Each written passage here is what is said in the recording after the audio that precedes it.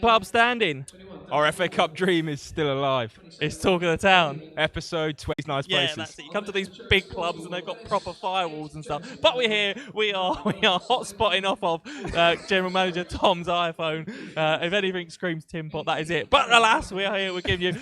I'm Joe, obviously, and I'm joined here by Harry Maynard, and we will be bringing you all the live updates here from the stadium as we build up to this evening's fourth round FA Cup tie.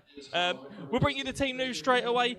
For the Reds, Glenn Morris starts in goal. We've got Joe McNerney, Tom Dallison, Emmanuel Adebayo and Jordan Tunnicliffe as defenders.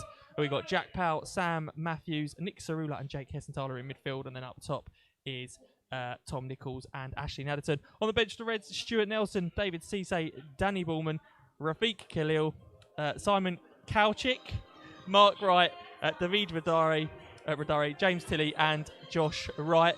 Do you want to give us the Bournemouth side? You weren't ready, were you? There you go. You don't want to discuss the Crawley side first? No, you give us the Bournemouth side. Bournemouth go. We discussed in the car whether we thought Bournemouth, how seriously they're going to take this. I'll read this one out for you. Begovic, Cook, Kelly, Brooks, Danjuma, Wilshere, Cook, Stacey, Rico, King and Billing. What do you make of that? A strong side from Bournemouth, isn't it? We were umming and ahhing about what lineup they would put out, whether they would sort of be more focused on their championship campaign, obviously trying to get back into the Premier League, but it looks like they're having a good go this evening, Bournemouth. Yeah, no, exactly. And I think as well, it's worth noting a lot of fans would have been umming and ahhing over what our lineup was going to be. I think it's fair to say it's probably a lot stronger than people actually thought it was going to be. With a couple of people filling holes, I think that's fair to say, but it doesn't mean it's not an opportunity now for fresh faces to come into the team, because we've had kind of like a hiatus to what we've been doing, and maybe we can get our momentum going again now. Yeah, cool. So obviously we're speculating as to people may be injured, maybe Exactly, COVID issues, we really don't know. We'll have Erdem Konya here very shortly to discuss the ongoings over the last few weeks and tonight's team. But you guys at home can, of course, support the Reds this evening by watching the game. It's on BT Extra 3. It's an absolute maze to try and get the game, it would appear. But I think if you've got BT, if you subscribe to BT Sport, you can go on there, press the red button, and you'll be able to access today's game. You can also support the Reds, of course, by buying yourself a Ballers on Just Eat or Uber Eats to get it delivered to your door. Or if you can get down to the stadium ahead of kickoff, order yourselves a deal. We are doing on collection our match day offer, £5 burger, chips, and a drink. So please do take advantage of that. Support the clubs, support your appetite, and support your appetite. So up the appetite. Up Joe's appetite. And don't support the government's obesity targets. Anyway, let's carry on without further ado. Let's have a look at a Ballers advert.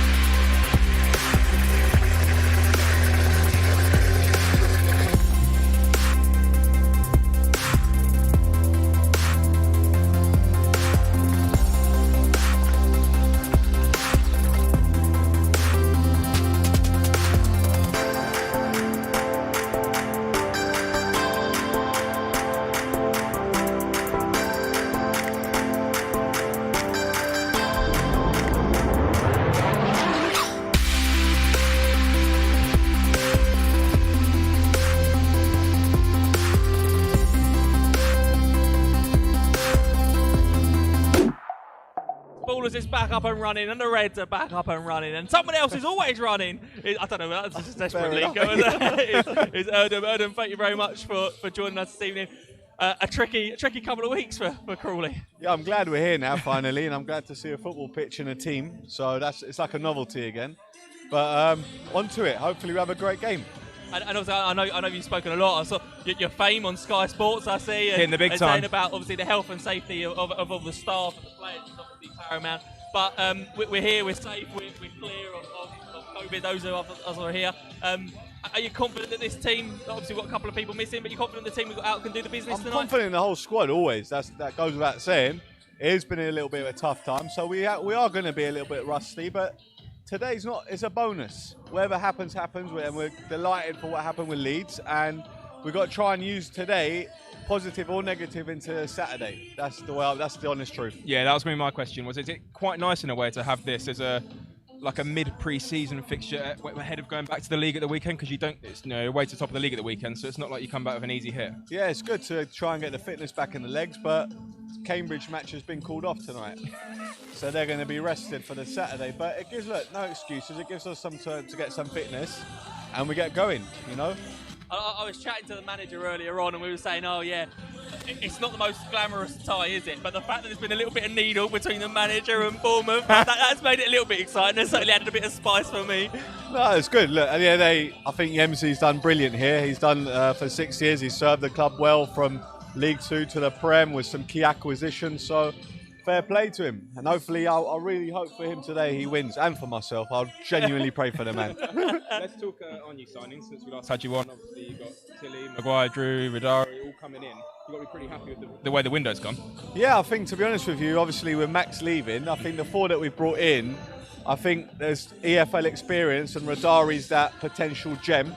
I'm truly excited, and it's a challenge for us to go again in the summer, because if we're in a new ground as a football club where, well, in my 5 years here, where we need to try and build now, and if we can build and get a revenue stream going, this club's going to be in a different ball game, and that's the biggest challenge we face now. We've got to push harder.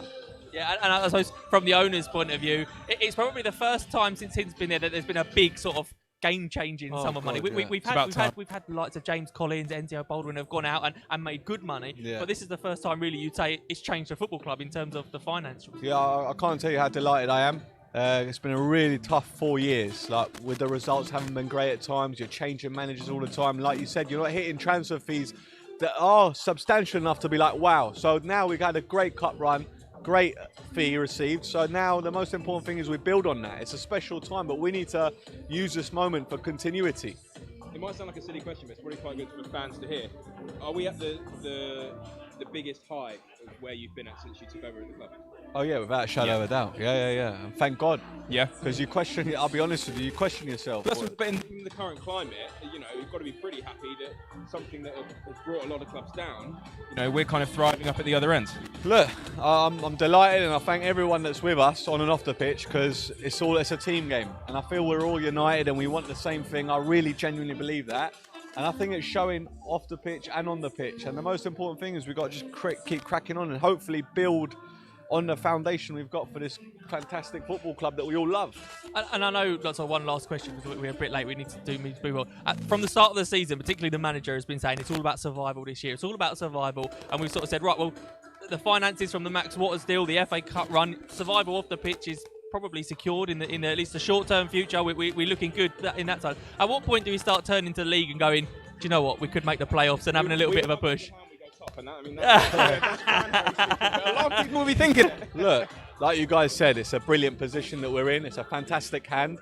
If you told me this at the start of the season, I would have paid you for it. So at the end of the day, it's a fantastic moment, but we got to work double hard now to try and realise a playoff push.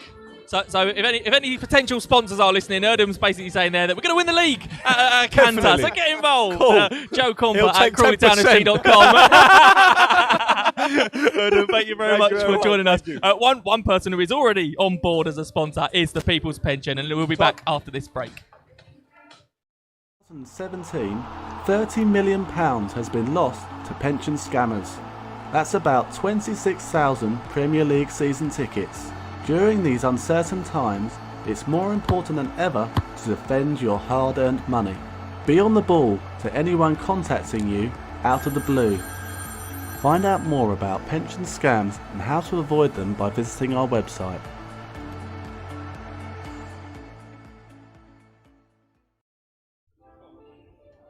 Yes, we are going to be joined by General Manager Tom Allman in a very suave jacket. Here he comes. Like, what was that little entrance all about? Yes, Tom is here. Tom, obviously, you've been at the forefront of the last couple of weeks, I suppose. What changes have there been at the club? Obviously, we were under strict protocols anyway, but with the outbreak, what changes have there been? Yeah, I mean, as a club, we firmly believe in the protocols we have in place anyway.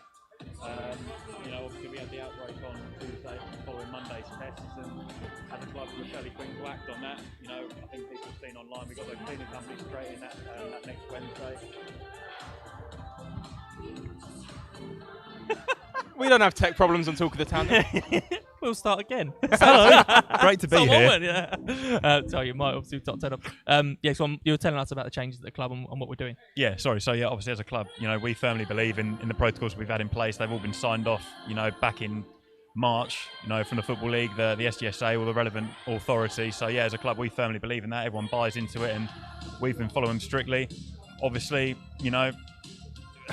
people do have a life outside of the walls of the stadium and the training sign ground. of the times as well. I think it's easy to look from the outside in, going, oh, they're not following the rules. We've had the conversation in the office. Like, it is impossible to eliminate the risk completely. Like for example, I'm in the office, and obviously I'm being tested, and I'm sitting at home most of the time. But then my son is going to nursery, so I can come to work, and then he's mixing it. Like, it's impossible to completely shut off your bubble, isn't it? But you can do what you can. And I think it's important.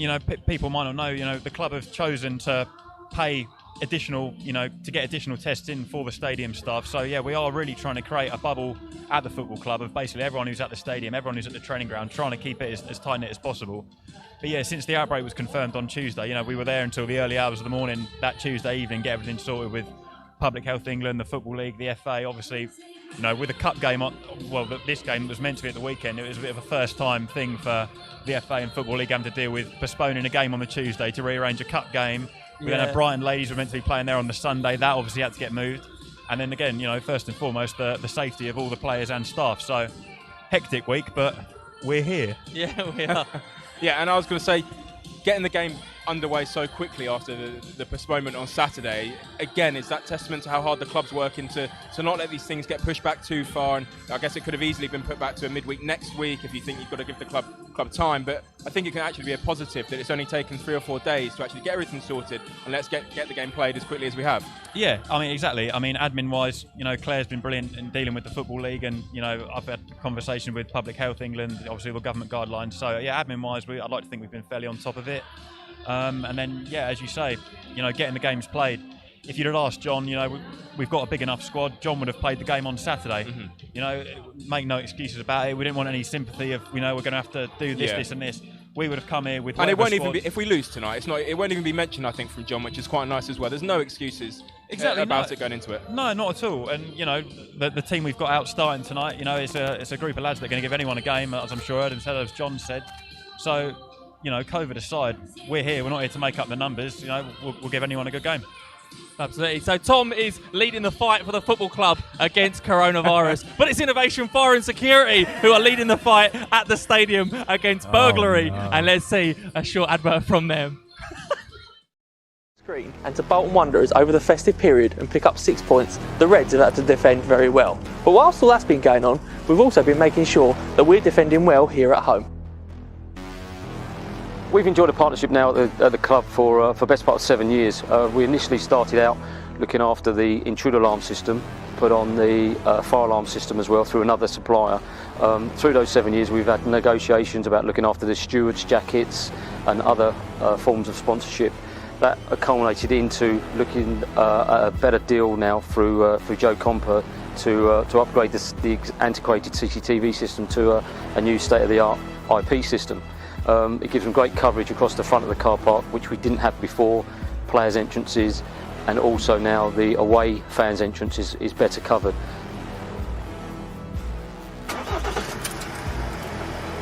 So if you need to protect your business or your home, you know who to call. Innovation Fire and Security, installing confidence and peace of mind. Yes, welcome back. We are joined now by Chris from BBC Radio Solent. Chris, thank you very much for joining us. You've obviously been following the Cherries all year, I suppose, and beyond. Yes, I've been following the Cherries since 2002, actually. Right, around okay. about. I was actually at the previous league meetings between the two teams as well. Yeah. Yeah. Okay, fantastic. I think we got battered here. We got battered. I mean, so, this is quite. I'm going to get this in because I wind a couple of Bournemouth fans up. That I know if we hadn't beaten you in that season at home, Eddie Howe might never have got the job. Very true. It was the previous manager, Paul Grove's last game, the Crawley 3-1 win. And Paul Groves actually ended up at Crawley, didn't he? At one point? Anyway, that's enough of the trip down memory lane. Chris, Bournemouth, obviously, the disappointment of being relegated from the Premier League, but they seem to have picked themselves up enough where they're in the fight to get back in, aren't they? Yeah, it's a really competitive fight. I mean, we're seeing the Championship already is so many teams, there's probably 8 or 10 teams still chasing the realistically automatic promotion still.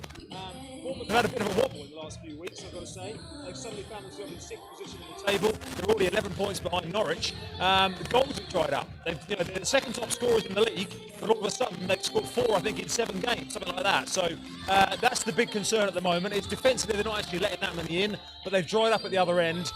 Some of their attacking players have gone off the boil a little bit. They've had 1 or 2 key injuries in the attacking areas as well. But looking at tonight, they've got pretty much everybody except Junior Stanislas fit and available, and they've gone strong tonight. Yeah, I think that's a message. It's interesting because I was thinking that, and I thought maybe with this game getting pushed back, your game on Friday night still not being moved, I thought maybe you might have a sniff of a chance here with you playing the kids, but it's completely gone the flip side, isn't it? I think the managers decided to play their way back into form, and it's a good opportunity tonight. Obviously, they had no idea how strong Crawley were going to be, and you guys are probably a bit stronger than I think maybe people thought you were going to be as well.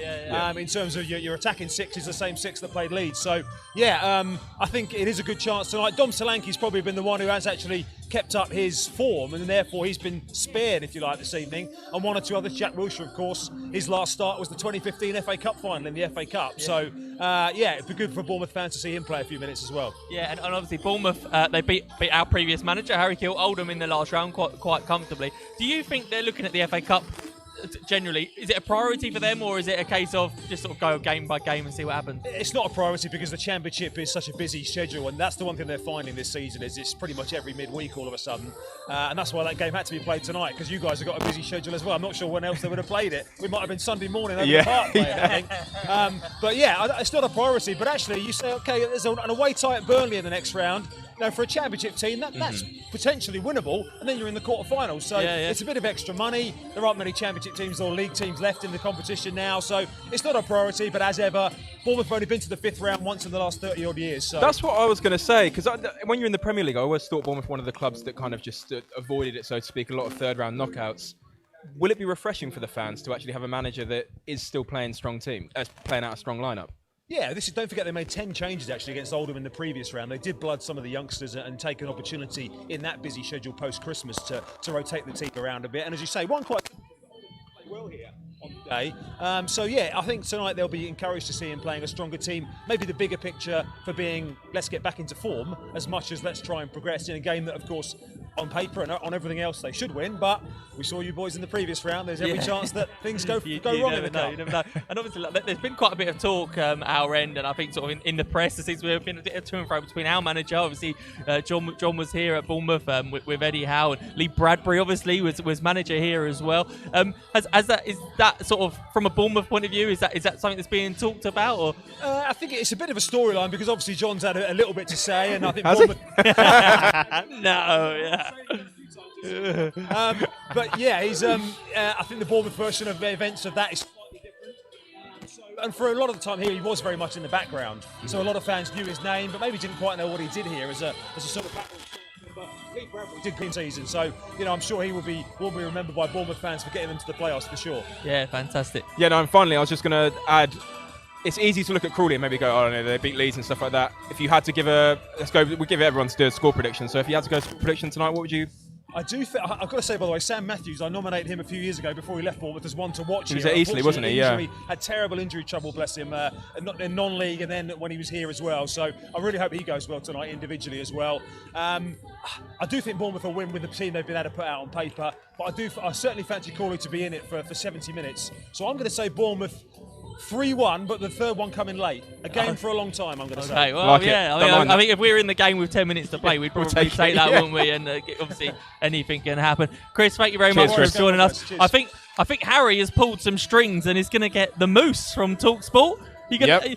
I'll leave you to go and grab. You got to Phil, yeah? I'll Phil. I'll leave you to go and get Ian Abrahams. So Ian Abrahams from TalkSport, a big name here on Talk of the Town, will be joining us. Whilst Harry is going and grabbing the moose and getting him down here, I just want to say a huge thank you to some of our sponsors who have joined us over the last couple of weeks. First, Mr. Declutter, our very first sponsor here of Talk of the Town. A huge thank you to David and everybody at Mr. Declutter. If you are looking at getting a house cleared, or even commercial businesses looking at clearing some space, those guys are absolute pros. So Mr. Declutter, a huge thank you to them. They will be sponsoring us on Talk of the Town. They'll have an advert going on, and they're a really exciting partnership for the club going forward. So a huge thank you to them. Also, on the sleeve this evening, you will see a nice pink circle. Elliott Scott Group, they are a recruitment company based in Crawley. They've done some sponsorship with us in the past, and they have sponsored our sleeve for tonight's game. So really grateful to them for backing the boys in our FA Cup round 4 here this evening. If you're running a business and you're looking to recruit people, they work across all different sectors: hospitality, aviation, construction, healthcare. They do it all. So huge thanks to Elliot and Scott from the Elliott Scott Group for backing our 4th round attempts here. And finally, Pure Seafood, who have sponsored an ad board at the club. Huge thank you to those guys. I've seen Mick Fox earlier on saying that he's already placed an order from Pure Seafood. So a huge thank you to him, and a huge thank you to the guys at Pure Seafood for backing the Reds. We are very appreciative. How did the field go? Not bad. I would say it gave me full opportunity to go into commercial manager mode. Everyone can jump in the comments at Joe's We're going to bring in Ian filling. Abrahams here from TalkSport. Ian, thank you very much for joining us. Yeah, like a celebrity here on Talk of the Town. Obviously, obviously you're an avid viewer of the show, I'm sure. I wouldn't miss it for the world. Wouldn't miss it for the world. I tune in. If I can't tune in, I videotape it. Okay. Ian, obviously you're around a lot of grounds, and it's been a bit weird, hasn't it, so far this season with no crowds. How have you found football has changed whilst there's been no crowding? First of all, I have to say I'm really privileged that I'm still able to go to games. I mean, seriously. Yeah. I couldn't imagine sitting at home on Saturday afternoon or midweek when games are going on and not being able to go. So I'm thankful to people I work for at TalkSport. I'm thankful to EFL, Premier League, that we can keep the show going. It's important that we keep the show going because it obviously gives people at home a massive amount to keep their minds occupied. However, it is a big however, it's not the same. I mean, it was a gimmick at the beginning, and the story I always tell is I was at Chelsea against Everton on the Sunday before we stopped, and Chelsea won 4-0, and I spoke to Spilicueta afterwards, and I said, by the way, it might be the last time you play in front of a crowd for a couple of weeks. Like, next week might be behind closed doors. Nearly a year later, and I understand, obviously, the health implications, I'm not making light of it. But if you'd have said to me on that afternoon, it will be probably a year, and we're not going to crack the crowd this season, if indeed this calendar year. If you told me it would be a year, 18 months till we saw fans properly back inside the stadium, I would have thought you're nuts that afternoon. But it's becoming the norm, but it's not fun to watch. No, and I know you were at games where they did let in the 2000s and stuff like that, which turned into almost a little bit of a tease of where we might get to. But right now, a lot of fans at clubs just snap your arm off now to go back to how we were then. It's a tricky one because I think we're going to go back to that before we ever go back to full capacity. You're right. How was your experience when it was 2,000 inside the grounds? It's great. Yeah, it's great. It sounded like 20. It was almost normal. I mean, it was brilliant. You know, teams came out to warm up. There was a noise. There was a reason why the DJ would play blaring music. Believe me, I don't like this song. I don't know why he's playing it, and I have absolutely no idea why the 13 people behind me want to hear this song being played. On a serious note, you're right.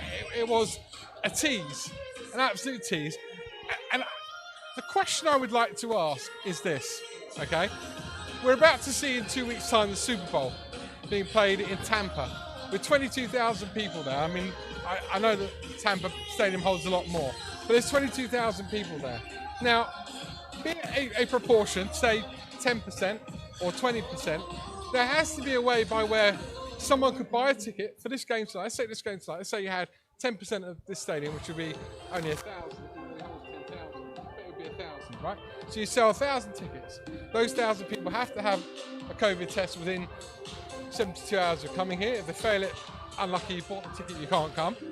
And they get their temperature checked, and they're sitting 2 meters, make it 4 meters, make it 6 meters. I'm sure they wouldn't care, right? Yeah, just get people in, yeah. Then, to use a phrase that the West Ham owner uses all the time, David Cole, it cannot be beyond the wit of man. We can get some people grounds even now. I'm not saying to go to what we had before. I think that's so far down the road. Forget the end of the tunnel and the light. You can't even see the tunnel is so long. This is just me on my hobble, so maybe I'm talking complete nonsense.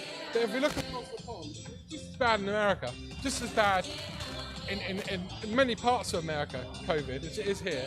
Yeah. But surely there has to be somewhere, and it has to be trialled soon, because otherwise the Euro is going to be played in summer in front of nobody. I can't believe Yeah, no, I was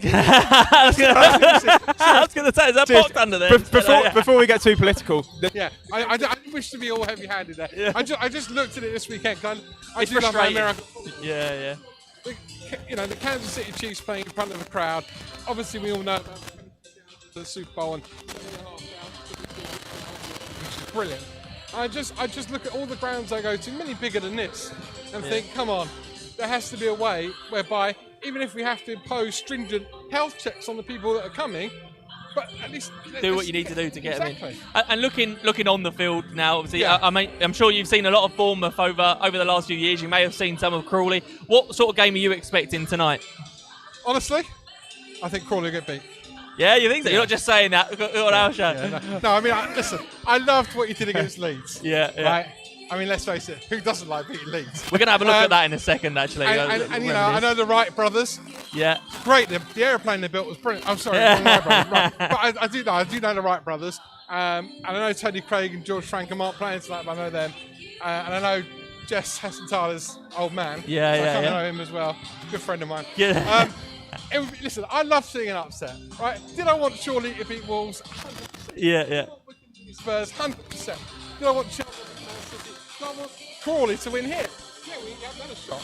Yeah. Realistically, part of what creates a shock is the atmosphere. It's Crawley fans over there with their pop-up FA Cups and inflatables and what have you. Yeah. And if Crawley get in front, then driving the team on. There isn't that tonight, and I think that's gone massively into why we've had so few shocks in this round of the Cup. Yeah. In fact, so few shocks in the Cup, full stop. Yeah. There has been, so as the move says, there has been a lot of very few shocks here in round 4 so far. Maybe tonight could be. It's time for could one be more. the one. It's time for But one there more. was obviously a big shock in round 3 when the Reds battered Leeds at home 3-0. And let's take a little trip down memory road and have a look at how the Reds got to the 4th round, beating Leeds. Moving it wide now. Paveda has seen plenty of the ball so far, and he loves to run with the ball. Moves it wide to Alioski.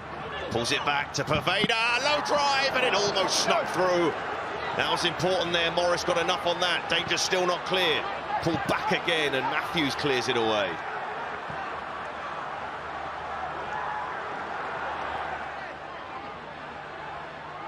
Plenty of bodies back for Crawley, but Paveda, the twinkle toes, trying to find himself a bit of room, and look at that for skill, and Paveda lays it back, and Struijk laying it off, and will they get a shot away here, Leeds? Hernandez with a pass, Elder Costa, man down in the box in Rodrigo, Peter Banks not interested.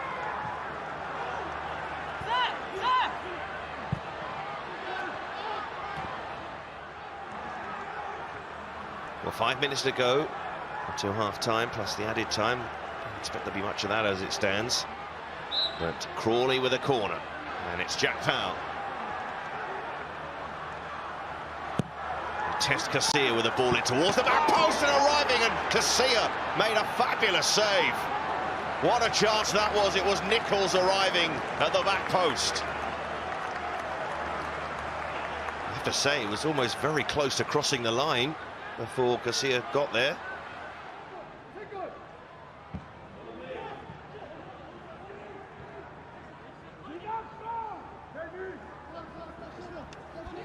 You can't help but thinking that this is a bit of a makeshift lead side at the moment. Sorola finds the angle, finds the net. There's the moment for Crawley. They take the lead. A magic moment for Nick Sorola. No hint of a smile for John Yems. He knows there's still a lot of work to do, but they won't care at the moment. Leeds United, a reshuffled Leeds United, fall behind. Crawley in the lead.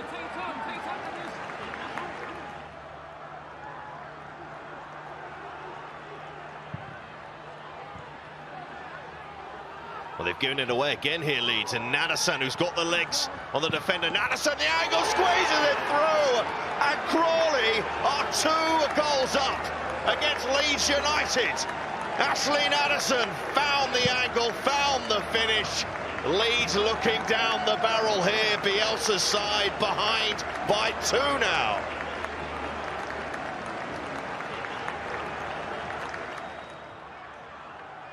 Matthews is going to whip in the free kick towards the back post. And Lee struggling there and back in again by Madison. And turned in for a third. It's Tunnicliffe. And is that the game for Crawley? Is that the upset for Crawley? A fine second half from the League Two side. And they have the scoreline to show for it.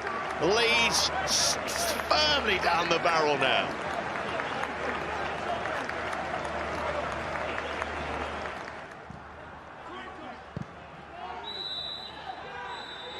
The full-time whistle blows. A memorable day for Crawley Town, who've beaten the Premier League side of Leeds United, managed by the great Marcelo Bielsa. Well, John Yem's side have beaten them, and beaten them comfortably.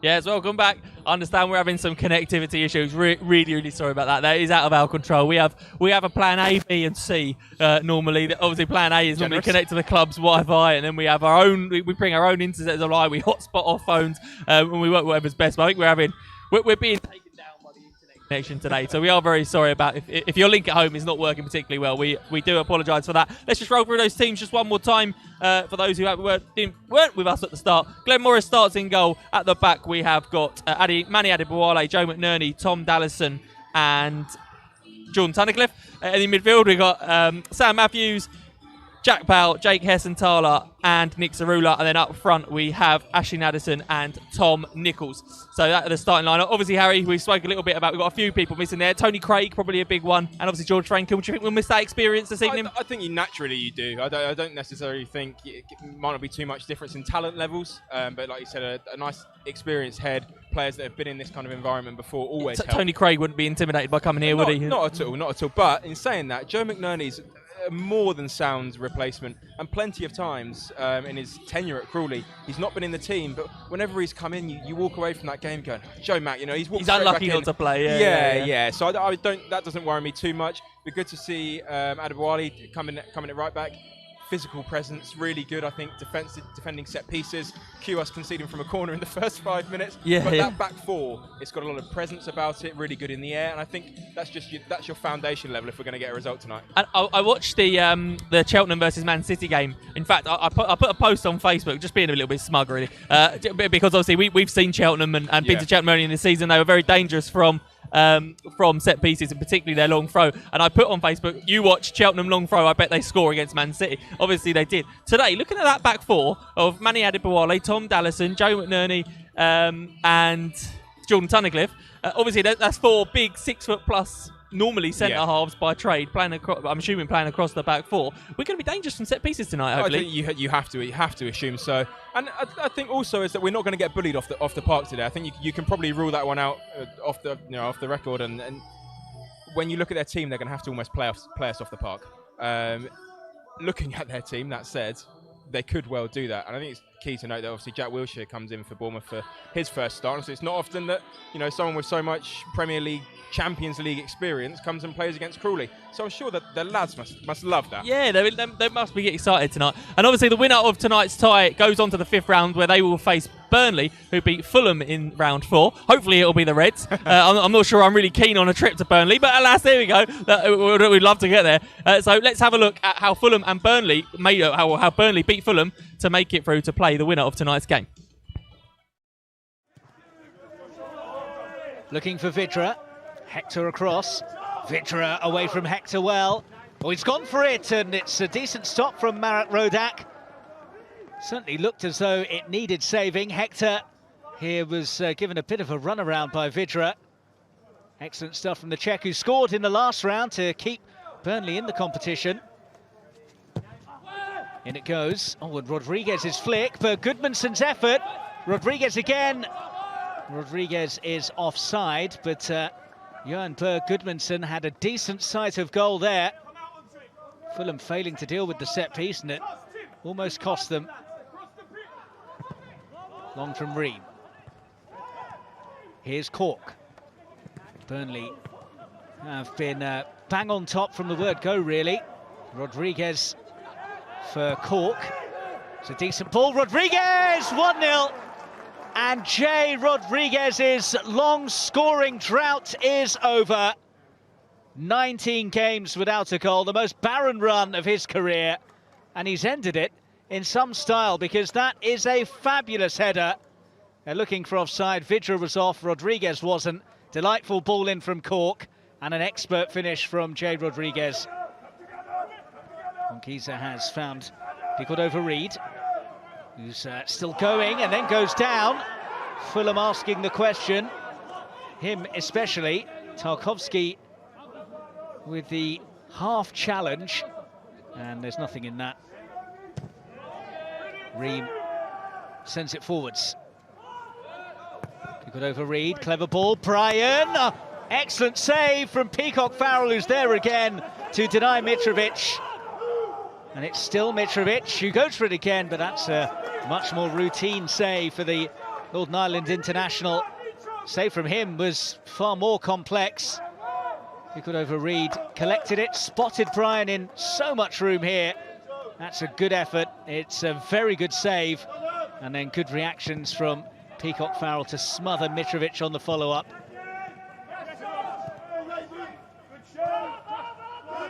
Reem.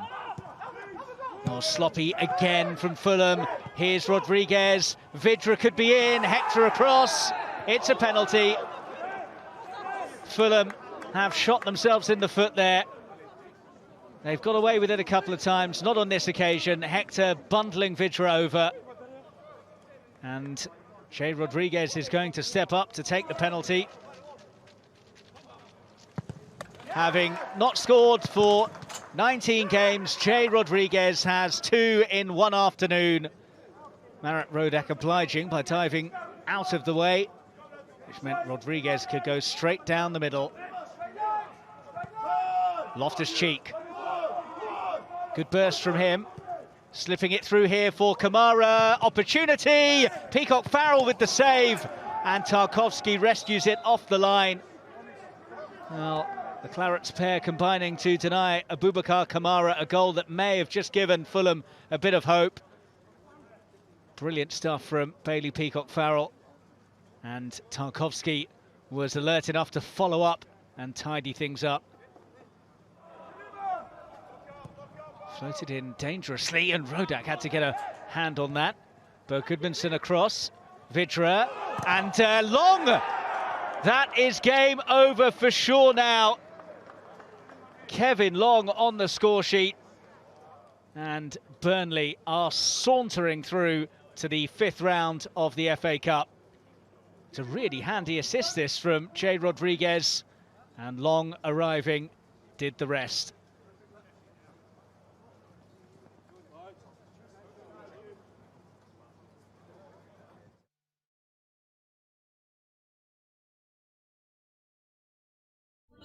That is almost all we have time for here from the Vitality Stadium. Before we go, Harry, score prediction?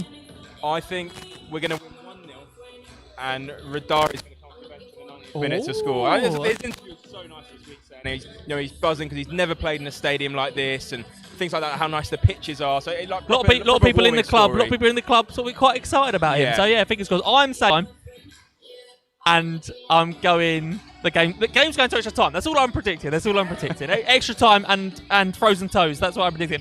Before we go, a huge thank you to some of our sponsors who support us tonight. Ryan Canter Club, who get us here to these away games every week. Huge thank you to them for supplying the vehicles to get us down here. Massive thanks to Keith, James, Alison, all the team at Ryan Canter Club. Thank you. Mr. Declutter for sponsoring the show. Thank you very much. Big news. Huge for the show. Huge for the show. We're in a different league. Thank you to Mr. Declutter. Huge thanks to Elliott Scott Group for sponsoring the sleeve for tonight's show. There will be a competition to win a match-worn shirt, courtesy of the Elliott Scott Group. So look out for that on our socials sort of later tonight, maybe tomorrow. Thank you to you guys for watching. Once again, sorry for the connection issues we are having here. You can listen to the game on iFollow. Having connection issues there as well. It's just an absolute nightmare this evening. But thank you for sticking with us and enjoying the show. Hopefully we'll enjoy the game, whether you're watching or listening, wherever you are. We hope you enjoy yourselves. So from me and Harry, all that's left to say is... Big one. Come on, you Reds!